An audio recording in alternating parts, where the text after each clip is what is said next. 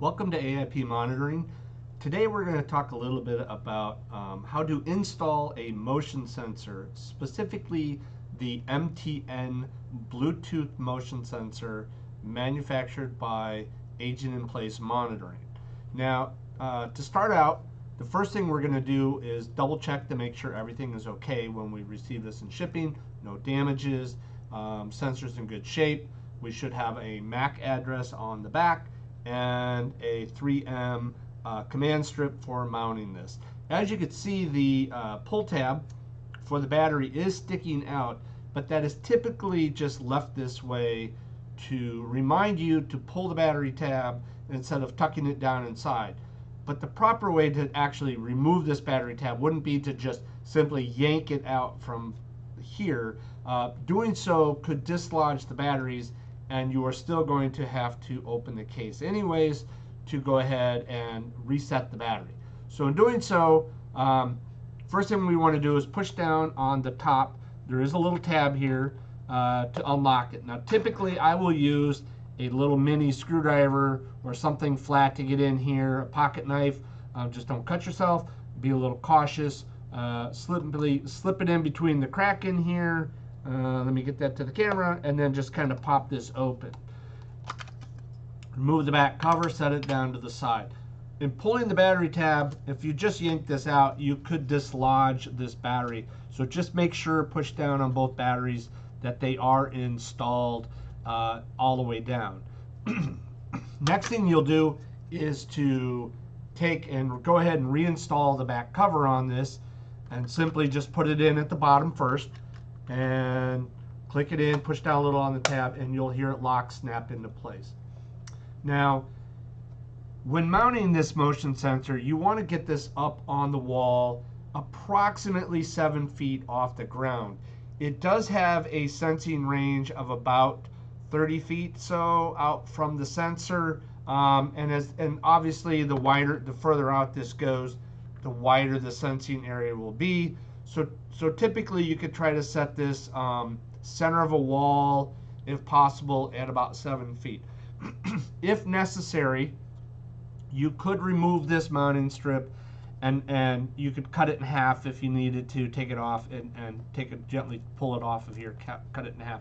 And you can mount it on the edges. These are beveled edges on the back of this, so you could, if necessary, mount it into the corner of a room if you needed to. But typically we'll just mount it on a wall about 7 feet in height.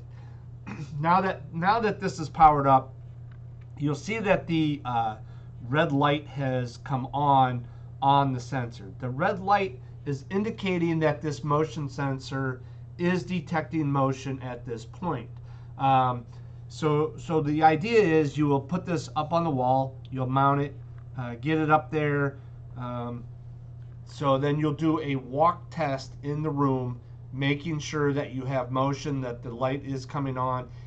It takes approximately 10 seconds from the time it stops seeing motion for the light to turn off.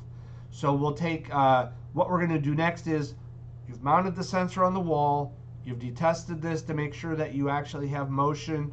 It is picking up where you want to be. So the next step would be to go ahead and take this down off of the wall, and we are going to reopen this case, and we're going to set this up to remove the jumper that's inside here to turn off the red light. So doing so, once again, we'll open this back up, take the case back off. You'll see in here there is a little jumper, and at the top of it, very finely, it does say LED. But simply pull this jumper off, so remove it, and there are 3 pins. You want to place this jumper over the bottom 2 pins. Now the light will not turn off immediately. It will take approximately 10 seconds for this to turn off. So I'm going to set it to the side and give it a couple seconds for that light to turn off. Okay, it has been about 10 seconds or so now that this has been sitting off to the side. And now that I hold this up, you'll see that the red light is no longer coming on this motion sensor. It is still sensing motion. It is still picking that motion up.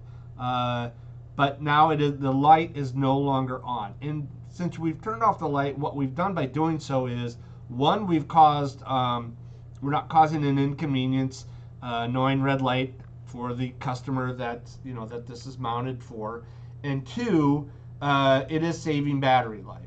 So now that you have the light turned off, you've reset the jumpers to the lower position. Simply put the back case back on this, line it up, gently push down on the tab, and just click it into place, and go ahead, because it does have the removable Velcro on it. This tab should be mounted on the wall at this point. Just simply put it back on the wall, and where it's back in place, and mounted, good to go. Light is off. Any further questions, feel free to reach out to us here at AIP Monitoring. We are always here to help. You can call us or email us. Thank you.